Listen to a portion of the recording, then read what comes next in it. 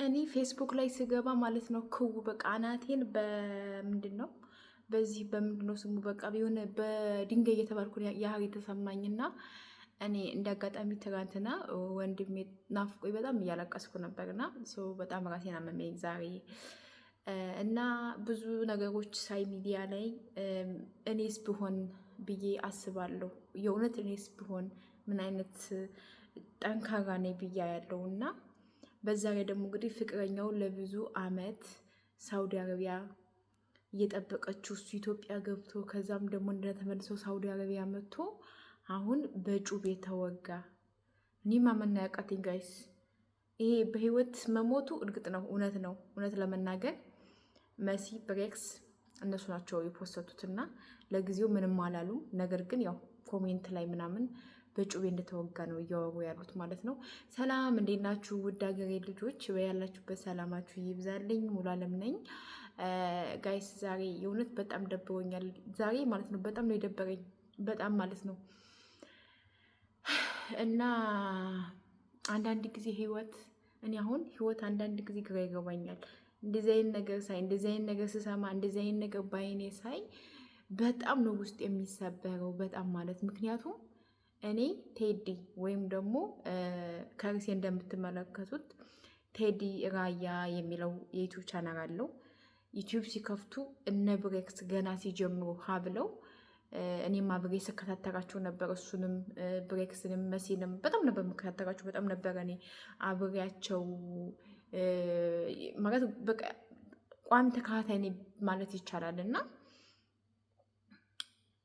ቅድም ፌስቡክ ላይ ስገባ ብሬክስ ሀበሻዊ ወይም ብሬክስ የመሲ ባለቤት ወይም ደግሞ መሲ፣ ሁለቱም መሲ ብሬክስ የመሲ ወንድም ፖስተውታል። ነፍስ ይማርበሩ ግን ለምን በምን እንደሞተ አይታወቅም። ነገር ግን መሲ ከፖስቷ ላይ እንደተረዳሁት ቴዲ እኮ ምርጥ ሰው ነው። ቴዲ እኮ ካፉ ክፉ አይወጣውም፣ ካፉ ምንም አይነት ነገር አይወጣውም፣ ምርጥ ልጅ እኮ ነው ለምን ብላ ነው የፖስተተችው። ያ የሆነ ነገር እንዳለው ያስታውቃል።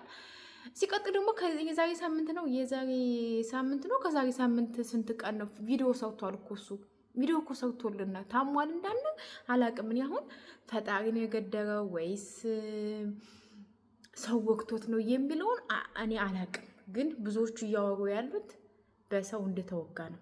እኔም እንደዛ ነው ውስጤ እየነገረኝ ያለው። ምክንያቱም እኔ በአካል የማላውቀው ሰው እኔ በሚዲያ ብቻ የምከታተለው ልጅ እንደዚህ የሆንኩኝ በአካል የሚያውቁት በአካል የሚወዱት በቅርብ የሚያውቁት በተለይ ፍቅረኛው አስባችሁታል።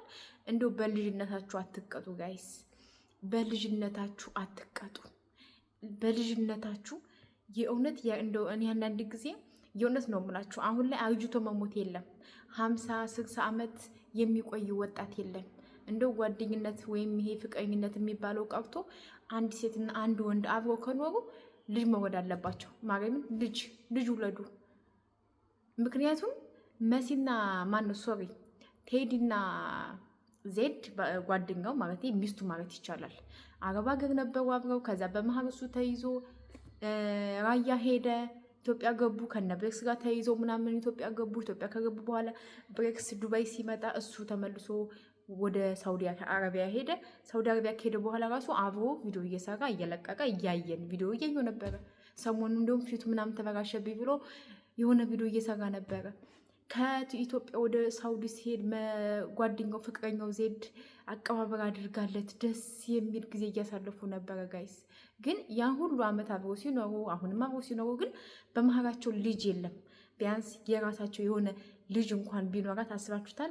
የስንት ዓመት የስደት ጓደኛው በስደት ላይ አብረው ተዋውቀው ብዙ ነገር አሳልፈው ግን ልጅ እንኳን የላቸውም። እሱ በወጣትነቱ በቃ ያልወደደ ሰው ሲጀመር ይረሳል። እና አሁንም ቴዲ ሰውም ገደረው ታሞም ሞተ ምንም ሆነ ዝሮ ይረሳል። ነገ ጧት እንደሚረሳ ይሄ ማመን አለባችሁ። አንደኛ። ሁለተኛ ደግሞ እኔ በቃ አሁን ላይ ለምን በቃ ህይወት እኔ በጣም እያስጠላኝ ነው። እግዚአብሔርም በጣም እያስጠላኝ ነው። ለምን ታውቃላችሁ? እኔ ተጋማታ ቁጭ ብዬ እያሰብኩ ነው። መብራት አጥፍቼ ተኝቻለሁ፣ ግን የሆነ እያሰብኩ ነበር። በጣም እያለቀስኩ ነበረ። በህይወቴ ደስተኛ ነኝ፣ እግዚአብሔር ይመስገን። ግን የሆነ እንደ ጎደረ አይነት ስሜት ይሰማኛል። ሰውነቴ ላይ የሆነ የጎደረ ነገር የሆነ ነገሬ እንደ ጎደረ ይሰማኛል። እሱ ደግሞ ምንድነው የኔ ታናሽ ወንድም ከጠፋ ወይም ደግሞ ይሙት ይኑር አናቅም 10 ዓመት ሙሉ ማለት ነው። እና እሱን እያሰብኩ እያለቀስኩ ነበር እና በጣም ራሴን አሞኝ ነበር። ግን ቅድም ዩቲዩብ ማነው ፌስቡክ ላይ ስገባ መሲም ፖስታለች፣ ብሬክስም ፖስቷል፣ ብዙ ልጆች ፖስተዋል እና በቃ ህይወት እንደዚህ ነች አልኩኝ። በቃ ማመን አቃተኝ። እንዴ እኔ ወንድሜስ በቃ የኔ ሰው ቢሆን አልኩኝ። ታውቃላችሁ እኔ አሁን ይሄን ዲዛይን ነገር ያን ያህል ቀረቤታ ነው ወይ ሳይሆን ከልጆቹ ጋር ወይም ከልጁ ጋር ሚዲያ ላይ ነው የማውቀው። እንደማንኛውም ሰው እከታተላቸዋለሁ። ግን ድንገት ሞተ ሲባል ምን እንደሚሰማችሁ አስቡት። ምን እንደሚሰማችሁ እና እኔ የሆነ ነገር ሚዲያ ላይ ፌስቡክ ላይ አንዳንድ ነገሮች ምናምን ሳይ በቃ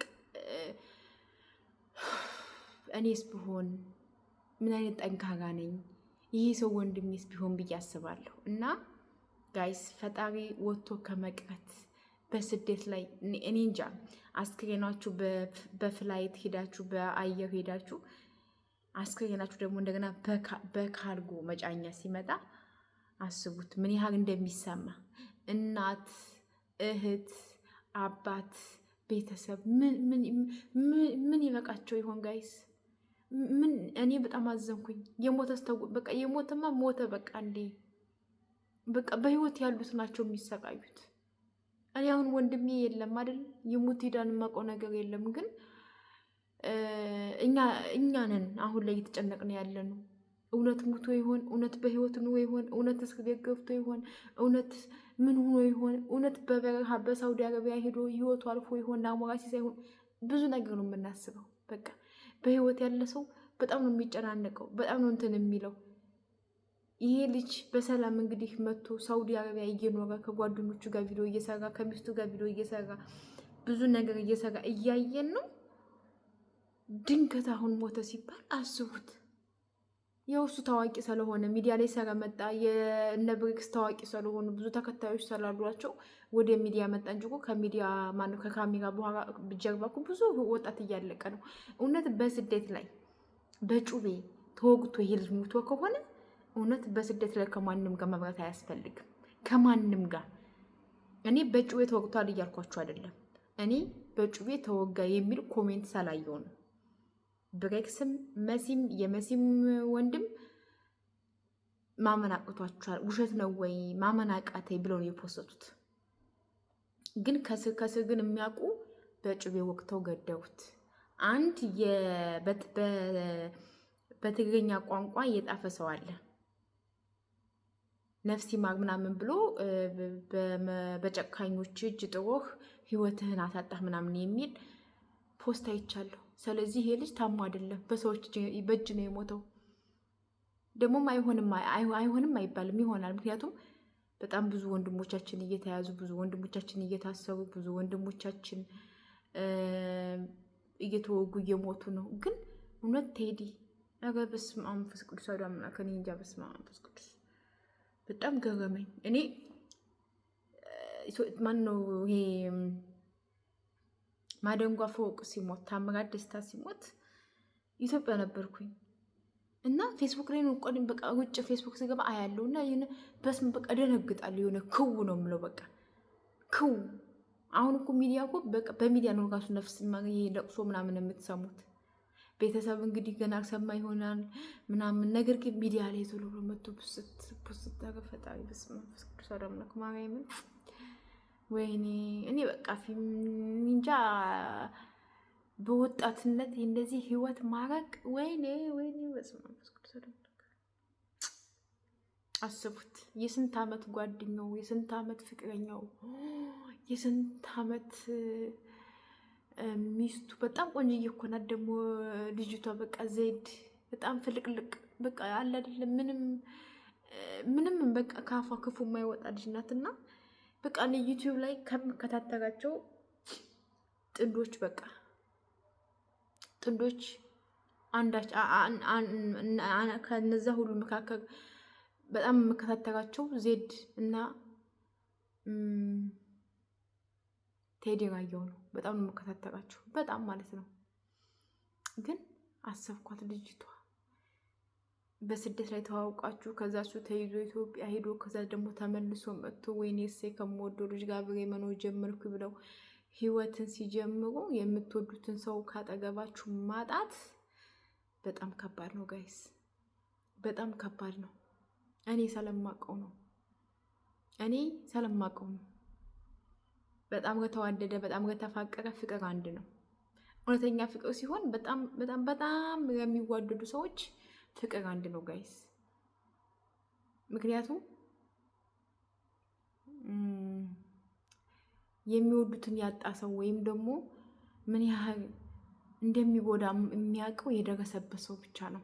እኔ በወንድሜ እንዴት እንደምቃጠል እኔ በወንድሜ እንዴት እንደምንገበገብ እኔ ነኝ የማውቀው፣ እንዴት ውስጥ የገር እንደሚል ማለት ነው። እና ጋይስ እውነት እኔ ጋይስ አይዶን ምን እንደምል ብቻ እግዚአብሔር ነፍሱን ባጸደ ገነት ያኖረው። የእውነት በሰዎች እጅ ህይወቱ አልፎ ከሆነ እንደው ፍርዳቸውን እንዲያገኙ ምኞቴ ነው። ሳውዲ ስለሆኑ ሳውዲ ደግሞ የገደረ ይገደር ነው የሚባለው እና ያችን ፍርድ እንዳገኙ እመኛለሁ። ይሄ አንድ ፍሬ ልጅ ይሄ አንድ ምስኪን ልጅ እግዚአብሔርን እሰራለሁ ለወጣለሁ ብሎ አገሩ መጥቶ ገና በወጣትነቱ እንደዚህ እንቅጩን ያስቀሩት ክፉ አውሬዎች አሉ። መድኃኔዓለም እውነት የእጃቸውን ይስጣቸው። መድኃኔዓለም እንደው ይፋረዳቸው። የእውነትም ከሆነ የእውነት ፈጣሪ ወስዶት ከሆነ መድኃኔዓለም በቃ ይችን ያህል ናት ዓመትህ፣ ይችን ያህል ነው የምትቆየው በዚች ምድር ላይ ብሎ ታሞ ከሆነ ከፈጣሪ ጋር እንጣላ። ግን የእውነት ሰዎች ገሎት ከሆነ ግን እግዚአብሔር ምስክሬ ነው እኛ ሰዎች በጣም ክፉዎች ነን ማለት ነው። ይሄን ያህል ጨካኞች ነን ማለት ነው። በስደት ላይ የሰውን ልጅ በጩቤ ወቅቶ መግደር ማለት ምን ማለት እንደሆነ ምን እንደሚያስቡ አላውቅም።